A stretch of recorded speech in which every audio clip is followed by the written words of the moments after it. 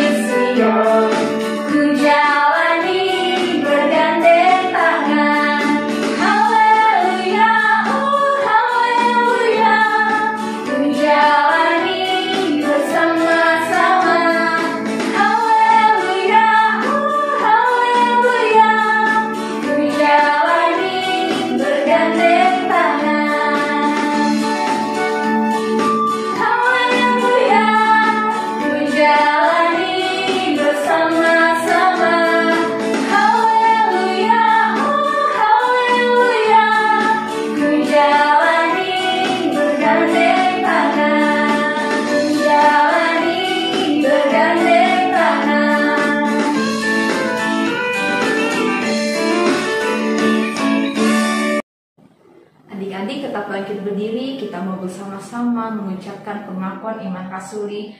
1, 2, 3. Aku percaya kepada Allah, Bapa yang Maha Kuasa, Khalik langit dan bumi, dan kepada Yesus Kristus anaknya yang tunggal Tuhan kita, yang dikandung daripada Roh Kudus, lahir dari anak darah Maria, yang menderita di bawah pemerintahan Pontius Pilatus, disalibkan, mati dan dikuburkan, turun dalam kerajaan maut. Pada hari yang ketiga, bangkit pula dari antara orang mati, naik ke surga, duduk di sebelah kanan Allah, Bapa yang Maha Kuasa, dan akan datang dari sana untuk menghakimi orang yang hidup dan yang mati. Aku percaya pada Roh Kudus, gereja yang kudus dan am, persekutuan orang kudus, pengampunan dosa, kebangkitan daging, dan hidup yang kekal. Nah, adik-adik, sekarang kita akan mendengarkan firman Tuhan. Sekarang kita akan pisah kelas, adik-adik boleh persiapkan Alkitab dan juga alat tulisnya. Kita mau angkat satu pujian, kita mau katakan firman Tuhan ku dengar.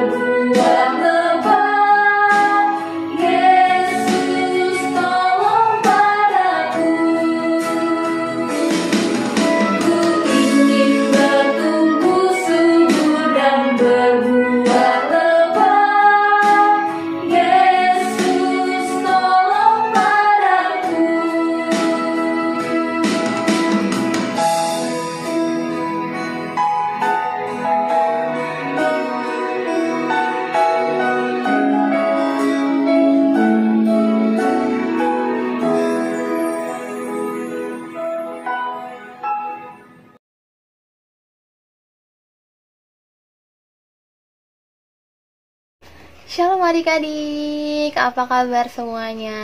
Kak Cika berharap adik-adik semuanya dalam keadaan yang baik dan masih semangat untuk mendengarkan firman Tuhan. Nah, sebelum kita mau mendengarkan firman Tuhan, kita mau berdoa dulu ya.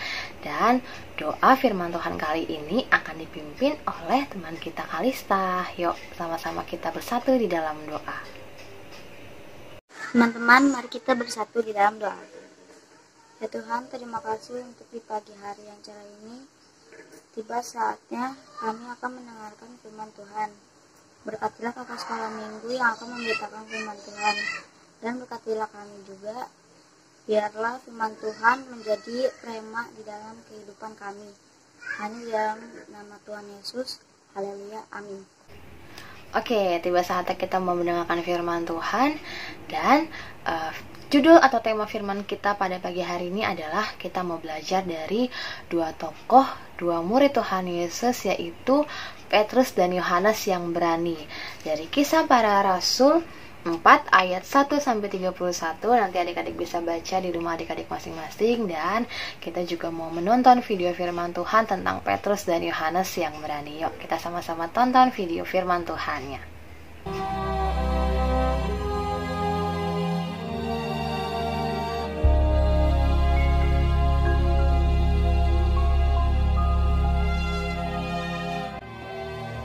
Ketika Petrus dan Yohanes sedang berbicara kepada orang banyak, mereka tiba-tiba didatangi imam-imam dan kepala pengawal bait Allah serta orang-orang Saduki. Orang-orang itu sangat marah karena mereka mengajar orang banyak dan memberitakan bahwa dalam Yesus ada kebangkitan dari antara orang mati. Tetapi di antara orang yang mendengar ajaran itu banyak yang menjadi percaya, sehingga jumlah mereka menjadi kira-kira 5.000 orang laki-laki.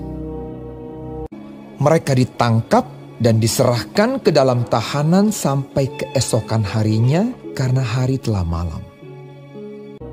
Pada keesokan harinya, pemimpin-pemimpin Yahudi serta tua-tua dan ahli-ahli Taurat mengadakan sidang di Yerusalem.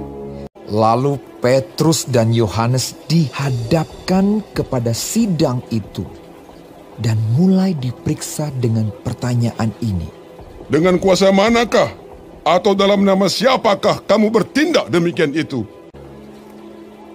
Maka jawab Petrus, bahwa dalam nama Yesus Kristus, orang Nazaret yang telah kamu salibkan, tetapi yang telah dibangkitkan Allah dari antara orang mati, bahwa oleh karena Yesus itulah orang ini berdiri dengan sehat sekarang di depan kamu. Yesus adalah batu yang dibuang oleh tukang-tukang bangunan, yaitu kamu sendiri. Namun ia telah menjadi batu penjuru. Dan keselamatan tidak ada di dalam siapapun juga selain di dalam Dia, sebab di bawah kolong langit ini tidak ada nama lain yang diberikan kepada manusia yang olehnya kita dapat diselamatkan.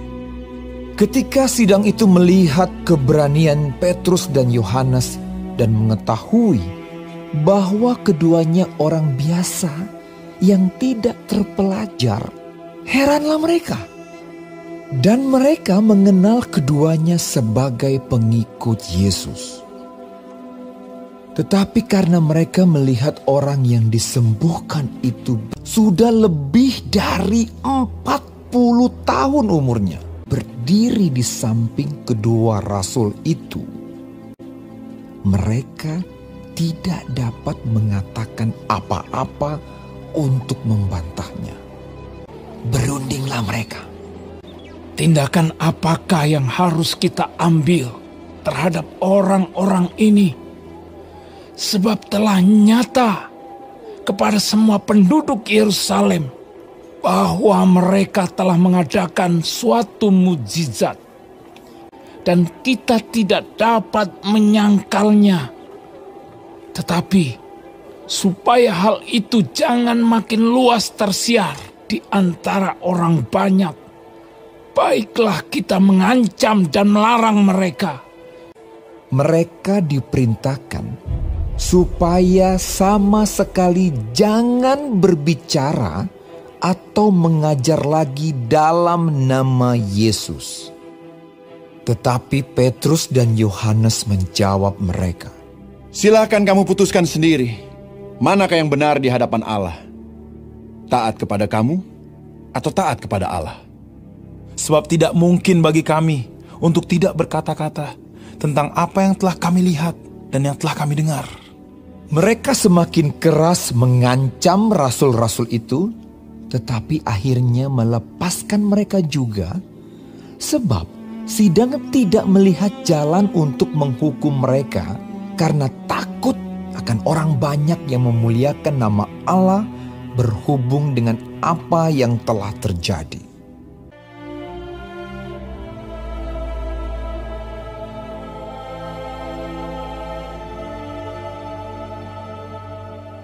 Nah adik-adik, tadi kita sudah menonton video firman Tuhan, juga adik-adik bisa baca lagi di dalam Alkitab di Kisah Para Rasul 4 ayat 1 sampai 31. Dan hari ini kita mau belajar dari dua tokoh, yaitu namanya Yohanes juga Petrus adik-adik ya, yang kita tahu bahwa mereka berdua ini adalah murid-murid Tuhan Yesus adik-adik. Nah, kalau adik-adik lihat tadi mereka sedang di mana sih? Mereka sedang di dalam sebuah persidangan adik-adik. Mereka sedang berada di mahkamah agama. Kenapa ya mereka bisa sampai dibawa ke persidangan? Kalau adik-adik baca juga, mereka dibawa ke mahkamah agama, mereka disidang ketika itu karena mereka memberitakan Injil, adik-adik. Mereka memberitakan tentang Tuhan Yesus ketika itu. Dan ternyata di tengah-tengah mereka memberitakan Injil, ada orang-orang yang tidak suka, adik-adik. Ada orang-orang yang tidak menerima dengan baik pengajaran mereka akan Tuhan Yesus. Jadi mereka dibawa ke mahkamah agama, mereka diberi pertanyaan yang begitu banyak, sampai pada akhirnya mereka juga dilarang untuk memberitakan Injil. Mereka dilarang untuk memberitakan tentang Tuhan Yesus. Tapi apa yang menjadi respon Petrus dan Yohanes ketika itu? Apakah mereka mengikuti perkataan para pemuka agama ketika itu? Apakah mereka jadi takut untuk memberitakan Injil? Tentu tidak, adik-adik. Mereka tetap taat kepada Tuhan. Mereka tetap memberitakan penginjilan. Mereka tetap memberitakan nama Tuhan Yesus. Mereka tetap berani. Karena apa? Karena mereka dipenuhi oleh Roh Kudus, adik-adik. Walaupun orang-orang di situ ketika itu mereka menganggap bahwa mereka berdua adalah orang yang tidak pintar, mereka tidak bisa apa-apa. Tapi Petrus dan Yohanes bisa membuktikan dengan apa? Dengan mujizat yang mereka lakukan. Mereka bisa menyembuhkan orang ketika itu, adik-adik. Jadi apa yang dilakukan oleh Petrus dan Yohanes bukan sekedar mereka memberitakan Tuhan Yesus, bukan sekedar mereka ngomong tentang Tuhan Yesus, cerita tentang Tuhan Yesus, tapi disertai oleh tindakan. Mereka membuktikan bahwa mereka dipenuhi Roh Kudus dan mereka bisa menyembuhkan orang-orang. Nah, adik-adik, jadi tadi ketika Petrus dan Yohanes bisa membuktikan perkataannya dengan mujizat kesembuhan, akhirnya mereka dilepaskan oleh para pemuka agama di dalam persidangan itu. Mereka dinyatakan bahwa mereka tidak bersalah, adik-adik. Nah, dari firman Tuhan pada pagi hari ini kita mau belajar bahwa kita juga harus seperti Petrus dan Yohanes yang berani, adik-adik. Berani bersaksi, baik di tengah-tengah keluarga, baik di tengah-tengah sekolah, baik di tengah lingkungan rumah, dimanapun adik-adik berada, kita harus berani bersaksi, adik-adik. Karena apa? Karena kita semua sudah dipenuhi oleh Roh Kudus. Kita punya penolong. Jadi adik-adik terus berdoa, terus minta bimbingan Roh Kudus agar kita bisa menjadi saksi Kristus yang terbuka. Kita bisa menjadi teladan buat orang-orang di rumah, buat orang-orang di luar rumah, adik-adik. Dengan apa? Dengan perkataan adik-adik, dengan tindakan adik-adik, sehingga apapun yang adik-adik lakukan, apapun yang adik-adik katakan bisa menjadi berkat buat orang lain. Dan kita juga harus terus belajar dan haus akan firman Tuhan, adik-adik. Adik-adik harus memiliki pengenalan yang baik akan firman Tuhan lewat apa? Lewat Alkitab, ya. Jadi tugas kita hari ini adalah kita mau belajar firman Tuhan. Kita harus terus memiliki pengenalan yang baik akan Tuhan. Kita bisa menjadi, sehingga kita bisa menjadi teladan buat orang-orang lain. Oke, sekian firman kita pada pagi hari ini. Terima kasih sudah mendengarkan firman Tuhan hari ini dengan baik ya adik-adik. Dan sekarang kita mau tutup ibadah pada pagi hari dengan doa. Lipat tangannya, tutup matanya, kita bersatu di dalam doa. Selamat pagi Bapak, selamat pagi Tuhan Yesus. Terima kasih untuk firman Tuhan pada pagi hari ini yang begitu indah ya Bapak. Kami mau belajar untuk menjadi saksi Kristus yang terbuka. Kami berani bersaksi ya Tuhan Yesus. Kami boleh menjadi garam dan terang dimanapun kami berada ya Bapak. Biar firman Tuhan pada pagi hari ini boleh berakar, bertumbuh dan berbuah bagi kehidupan kami masing-masing ya Tuhan Yesus. Terima kasih ya Bapak. Hari ini kami juga mau berdoa ya Tuhan Yesus buat teman-teman kami atau saudara-saudara kami yang mungkin hari ini sedang sakit. Tuhan Yesus berikan kesembuhan buat mereka ya Tuhan Yesus. Juga untuk bangsa dan negara kami yang sampai sekarang masih COVID ya Tuhan Yesus. Tuhan Yesus tolong, dan kami terus berdoa ya Bapa agar Tuhan boleh mengangkat segala virus dan sakit penyakit yang ada ya Bapa, sehingga kami boleh kembali beraktivitas dengan normal kembali ya Tuhan Yesus seperti sedia kala. Terus berikan kami kesehatan, juga keluarga kami kesehatan, kekuatan dalam menjalani setiap aktivitas kami ya Tuhan Yesus. Terima kasih ya Bapa. Ampuni segala dosa dan kesalahan kami yang banyak kali kami perbuat melawan kehendak-Mu. Hanya di dalam nama Tuhan Yesus kami sudah berdoa dan mengucap syukur kepadamu. Amin. Selamat hari Minggu adik-adik. Sampai ketemu di ibadah minggu depan. Dadah.